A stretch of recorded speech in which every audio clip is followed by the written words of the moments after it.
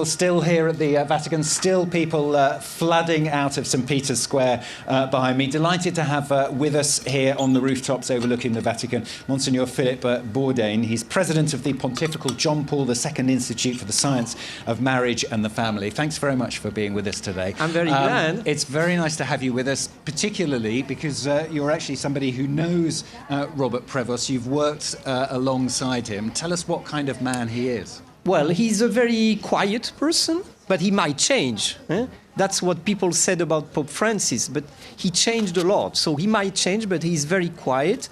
I knew him during the Synod because there was a forum during the 2024 Synod on the way to appoint bishops. And it was a very well-organized forum. And when he spoke, it was very clear. He's a man of synthesis. And he's open also. We have to know that he's the first head of the dicastery of bishops who had women with him. Mm-hmm. He had 3 women working with him in the dicastery. And this also we saw in the way they presented. So he's a normal person. Mm-hmm. He's an American. The father was French, so he speaks many languages. He was a missionary also in Peru. He is a man of very bright, large capacities. And what you said he's been working here in Rome for the last few years as well? No, before. In fact, he was appointed, he was elected the head of the Augustinian fathers for 9 years. So he lived in Rome. He knows. And today it was very interesting to see that, he spoke as the Pope, but he mentioned the Romans, especially Rome and Peru. Mm-hmm. So Peru, where he was first a missionary and then a bishop, and he mentioned Rome. That's very important for the Romans because the Pope is the Bishop of Rome. Mm-hmm. And he also chose the name Leo XIV. Leo XIII is buried in the Pope's Cathedral in Rome, in St. John of Lateran. So there are signs that he really wants, because he knows Rome, he knows the attachment of Romans to their bishop, who is the Pope. He knows that he has to care the relationship with them. So a missionary, he spoke also of, he said, I'm an Augustinian. So he's a religious. He has been a bishop in Peru. For people who don't know, what does that mean, I'm an Augustinian? It means that he's religious of an order that stresses community life, fraternity, but also theology. Because all fathers and brothers of Augustinian orders, they read almost every day St. Augustine. So it's the sign, he was not a professor of theology, but he's a theologian. He's a man that has assimilated the thought of one of the greatest theologians of all times. I'm a theologian myself.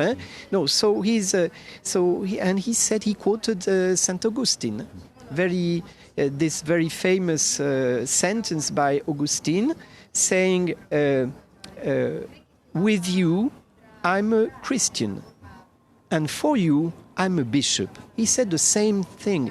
So it's very important, and this is also the continuity with Pope Francis. He thanked Pope Francis, he was appointed by Pope Francis, and there are many signs in his today's message to the world. All.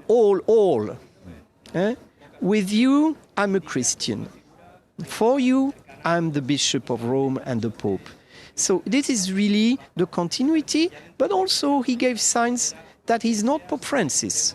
There was one in what he wore was interesting. Exactly. Wasn't it? He dressed like Benedict XV. 16th, sorry, Benedict the 16th and Pope John Paul II. Yeah, he wore those red robes exactly, over the top. Yeah. Exactly, the mosette, the mosette. So it's a sign that he wants to be the Pope for all. Mm-hmm. He chose the name of Leo XIII, his predecessor in this name. is a pope of social doctrine, Rerum Novarum, 1891, a very important encyclic on the rights of the people. So, and he experienced that also in Peru because he was a very hard defender of the poor. So it is really this line, but he heard and he knows also as a religious that there is a diversity of sensibility in the world, in the church, in cultures, because he lived so many years in Latin America and Peru, but he's an American. He was born in Illinois, in Chicago. So, and he lived in Rome, and he traveled all over the world. So bearing all of that in mind, what you've said and the times that you've met him, the big question, I suppose, now is he the right man for the job? He is. Why? He is. Well, he is. It was clear during the pre-conclave that there was a need. The church is a world church today. So there was the need for a pope that would have a capacity to enter in the diversity, cultural, historical diversity of local churches. And this he has because of the different ministries that he had. Oh, he's a polyglot. He speaks English, he speaks Italian, he speaks Spanish, he speaks French, maybe other languages, I don't know, but he speaks fluently different languages. And that is very important. Also that's what he did with bishops when he appointed them, when he managed them also. So he has this capacity of being himself. He has a story and to be open to other stories and other cultures in a world church. What do you think it might be that influenced the cardinals that he was the right man for the job? I mean, there's so many different qualities, I suppose, that they're looking for when they're picking that person who can lead, let's not forget, 1.4 billion Catholics right around the world. Okay, he had already been elected, and several times at the head of a religious order. So being elected is not being appointed as a bishop. Okay, he was then appointed, but he was elected. And he was elected by an order that is worldwide. And so it means that he has capacities for collaborating with other people because they have a team. So this is very important for the church today. And he mentioned synodality. He used this sentence, we are in a synodal church. Okay, so what is synodality? Is listening and working with other people. And the last synod insisted on transparency, on accountability. These are also qualities that you can expect from an American person. So he's younger than Pope Francis. It's another culture, very international, but also very American from the two parts, Northern America and Latin America. And he has a world experience. So, okay, you don't have Africa, you don't have Asia, but in the order of the Augustinians, you have Asian people and African people and Oceanian people. So this is really a profile that is close to what the church is today. You don't think there might be some disappointment from those areas? I mean, there was some hope from the Asian countries that they might get the first Asian pope. We might have the first sub-Saharan African pope. You don't think there will be a little bit of discontent, perhaps, that they haven't been represented right at the top of the church? If it is the case, I don't know. If it is the case, they should think of Pope Francis, because Pope Francis didn't know Asia. It's true that he was a Jesuit, and he had in mind China, all the Asian countries that were where the gospel had been brought by the Jesuits. But he discovered Asia. So Leo XIV knows Asia. He has been to Asia. I don't know his level of understanding, but you know what? I've been in the synod. You know, I'm in charge of family.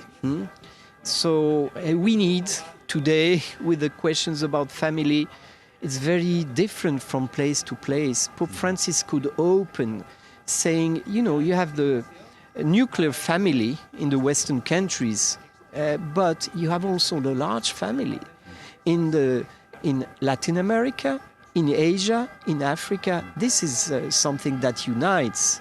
And there's something that is very, very important and that Pope Francis didn't have for Asia, is that he's an English-speaking Pope. Because Asian churches, if we leave aside the Philippines, where Catholics are a majority, but in other countries, Catholics and Christians also are a small minority. But the FABC, the Federation of Asian Catholic Bishops' Conference, they work together in English, which is not their own language.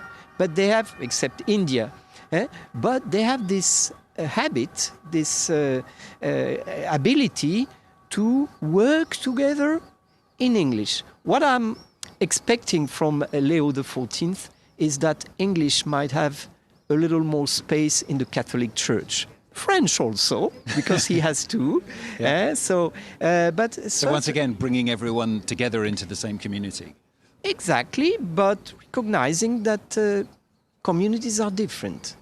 Good to talk to you on the programme today. Thank you very much for coming in and talking to us, Monsignor Philippe Bordeyne there, who's president of the Pontifical John Paul II Institute for the Science of Marriage and the Family. Thanks very much once again.